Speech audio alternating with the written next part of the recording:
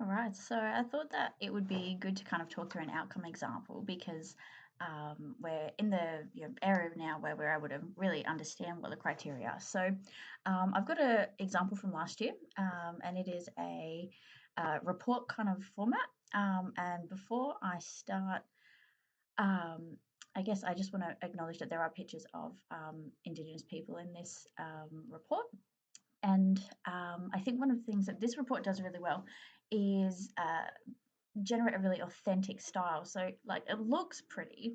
You don't get marked on how pretty it is, though. So, it can look ugly and still do well. But it's really, really well designed to communicate the information in a way that it's meant to. So, we can see this is the annual mental health report.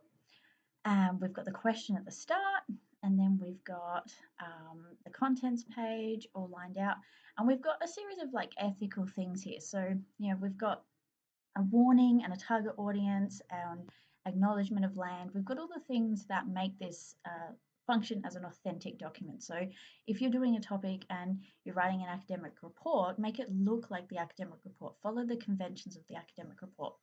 Make sure you label your figures appropriately. Make sure you got your captions, all of that kind of stuff.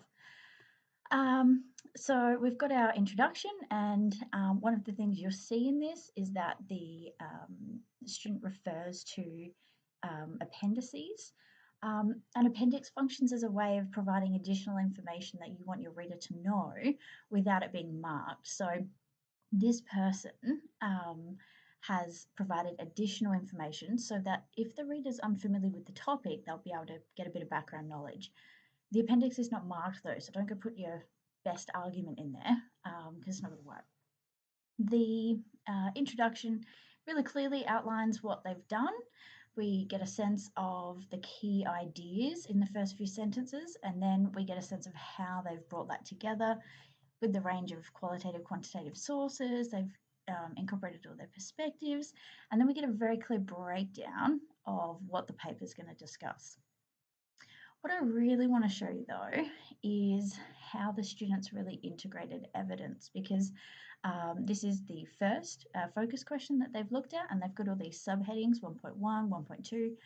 And what we can see is that the student is using a range of reference footnotes to enhance their point. You can see throughout the different paragraphs.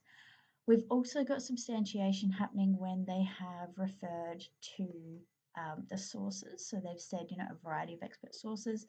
They've named the sources in the paragraphs, and they've really used the language to build it up. So they've said, this was further supported by, therefore research has highlighted. So they're using that real front forward language on the research. Other things that we're seeing, particularly in this bottom paragraph, it says refer to figure 1. So we've got really clearly labelled figure 1, a graph of Indigenous, non-Indigenous psychological distress. So they're using the information that they've got and they've converted it into quantitative means of display. What that means is that they've managed to actually pull out some of the quotes that they would have had to write and turn it into data. So it looks pretty good. The next thing I want to show you is down here, the student is integrating a range of little quotes, showing different types of information, and using diagrams and that sort of thing to actually enhance their point. And that's really clever because it's showing multiple ways of synthesizing the data. The other bits down here, using a Wordle to kind of highlight different things that have happened that particularly from survey results can be a really interesting way to actually show, look, this was my main point, or these points are all equally important.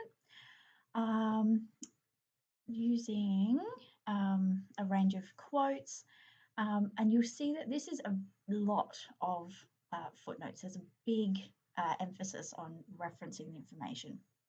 The conclusion brings it all back together, and then we see these appendices with glossaries, keywords, the scale that she was referring to. So things that just make it easier to understand, still fully referenced, and then a bibliography. And that's really important because references are not a bibliography. References are kind of like the map when you are doing Siri and you want, like, using Siri to get